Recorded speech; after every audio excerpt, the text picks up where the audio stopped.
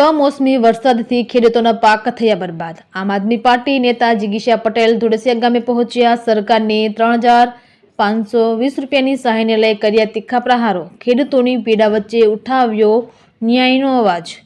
ગોંડલ તાલુકાના ધુળસિયા ગામ તથા આસપાસના વિસ્તારોમાં છેલ્લા કેટલાક દિવસોથી પડેલા કમોસમી વરસાદને કારણે ખેડૂતોના પાકને મોટું નુકસાન થયું છે। સતત પડતા વરસાદ અને પાકમાં ભરાયેલી ભેજને કારણે મગફળી, કપાસ, તલ, સોયાબીન જેવા મુખ્ય ચોમાસુ પાક બરબાદ થઈ ગયા છે। પાકની બરબાદીથી ખેડૂતો ભારે આર્થિક સંકટમાં ફસાયા છે। ઘણા ખેડૂતો દેવાની ચપેટમાં પણ આવી ગયા છે। આ સ્થિતિને ધ્યાનમાં રાખી આમ આદમી પાર્ટીના અને જાણીતી નેતા જિગીશા પટેલ ધુળસિયા ગામે ખાસ મુલાકાતે પહોંચ્યા હતી।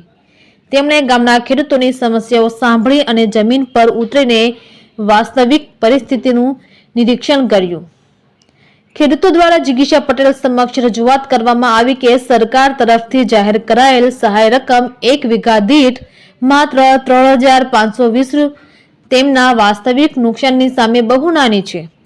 પાકનો ખર્ચ, બીજ, દવા, મજૂરી અને ખાતર જેવા ખર્ચને જોતા આ સહાય રકમ અતિશય તુચ્છ ગણાય છે। તેમણે વધુમાં જણાવ્યું કે સરકાર તાત્કાલિક તબક્કે નુકસાનનું ફરી સર્વેક્ષણ કરે અને ખેડૂતોને વાસ્તવિક નુકસાન મુજબ યોગ્ય વળતર આપે। સરકાર જો સમયસર પગલાં નહીં ભરે તો આમ આદમી પાર્ટી ખેડૂતોની લડતને રાજ્યભરમાં વ્યાપક આંદોલનના સ્વરૂપે આગળ વધારશે। આ પ્રસંગે આમ આદમી પાર્ટીના કાર્યકર્તાઓ, સ્થાનિક આગેવાનો, પોલીસ સ્ટાફ, જીઆરડીના જવાનો તથા ધુળસિયા ગામના ખેડૂતો ઉપસ્થિત રહ્યા હતા। સમગ્ર ગામમાં ભારે અસંતોષ જોવા મળ્યો હતો। જિગીશા પટેલે ખેડૂતોને આશ્વાસન આપ્યું કે તેમની પીડા અવાજ વિના નહીં રહે। ખેડૂતોના હક માટે આમ આદમી પાર્ટી તંત્ર સુધી સતત રજૂઆત કરશે અને ન્યાય સુધી સંઘર્ષ ચાલુ રહેશે। રિપોર્ટર કમલેશ રાવરાણી, સુલતાનપુર।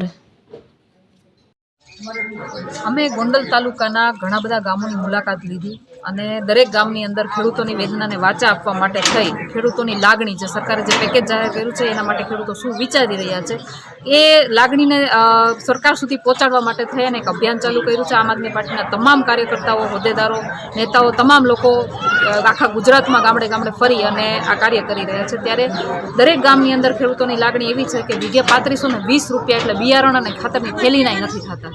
તો આ ખેડૂતો સાથે સરકારે મજાક કરી છે એક પ્રકારની, અને લોકોની લાગણી એવી પણ છે કે સરકારે જે કંઈ પણ પેકેજ જાહેર કર્યું છે એ ગામના જે સરપંચ હોય કે એની ઉપરના જે કોઈ પણ લોકો હોય એ પોતાના ખીચામાં નાખે છે, એ અમારા સુધી પહોંચતું પણ નથી।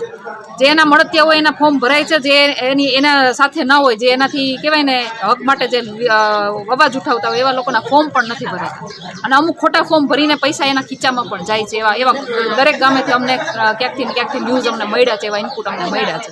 એટલે મારે સરકારને એટલું કહેવું છે, પહેલાં તો તમારું તંત્ર જે રીતે ચાલે છે, તમારા પાર્ટીના જે હોદ્દેદારો છે એ બધા કઈ રીતે કામ કરે છે ને એના ઉપર પહેલાં તો તપાસ કરાવડાવો, એની પહેલાં તમે તપાસ કરાવડાવો। બીજું કે ખેડૂતો માટે તમે જે પેકેજ જાહેર કર્યું છે ને એ મજાક કરી છે તમે ખેડૂતો સાથે, એના દેવા માફ કરવાની વાત કરો। તમે દર વખતે કાંઈ પણ એવું ડિસિઝન લ્યો છો તો રાતોરાત તમે ડિસિઝન લઈ લ્યો છો કે કાલથી નોટબંધી, કાલથી લોકડાઉન, તો તમે ખેડૂતોના દેવા માફ માટે કેમ તમે ડિસિઝન નથી લઈ શકતા? તમારા ઉદ્યોગપતિઓના દેવા માફ કરવા છે, તમારે તમારા કાર્યક્રમો માટે 120 કરોડ રૂપિયા અને 120 કરોડના ડોમ ને 100 કરોડની જાજમું પાથરવી છે, ત્યાં તમને વાંધો નથી આવતો। પણ આ ખેડૂતો અત્યારે જે પરિસ્થિતિમાં છે એ ખેડૂતોને સહાય કરવા માટે થઈને તમને વાંધા પડે છે, અને તમે ખેડૂતોને કહેવાય ને આમ ભરમાવ્યા। એક અભિયાન ચલાવ્યું કે દરેક ધારાસભ્ય સરકારને લેટર લખે, એ લેટરમાં લખવામાં આવે કે અમારા વિસ્તારમાં ખેડૂતોની પરિસ્થિતિ આવી છે, પછી એનો સર્વે થાય ને એનો પંચકામ થાય ને એવી રીતે ખેડૂતોને કહેવાય ને કે લોલીપોપ આપવા માટે થઈને સરકારે અભિયાન ચલાવ્યું અને છેલ્લે ખેડૂતોના ખાતામાં 3520 રૂપિયા નાખ્યા। આ ખેડૂતો સાથે ખરાબમાં ખરાબ મજાક છે। ખરેખરમાં તો તમારે અહીંયા આવવું જોઈએ, દરેક ખેડૂતની લાગણીને જાણવી જોઈએ, તમારે ખેતરોમાં ઉતરવું જોઈએ, હકીકતમાં એની પરિસ્થિતિ શું છે એની જાણવું જોઈએ। આજે આમ આદમી પાર્ટીના કાર્યકર્તા તરીકે અમે વિપક્ષની ભૂમિકામાં મજબૂત રીતે છીએ, એટલે સરકારે એવી જાહેરાત પણ કરી છે અને એક પોસ્ટર પણ તમે જોયું હશે કે ગુજરાતના ઇતિહાસમાં ઐતિહાસિક નિર્ણય, એટલે આટલા વર્ષોમાં પહેલી વાર સરકારે કંઈક આપ્યું ને એ ભીખમાં આપ્યું એને એવી રીતે આપ્યું છે। Thank you.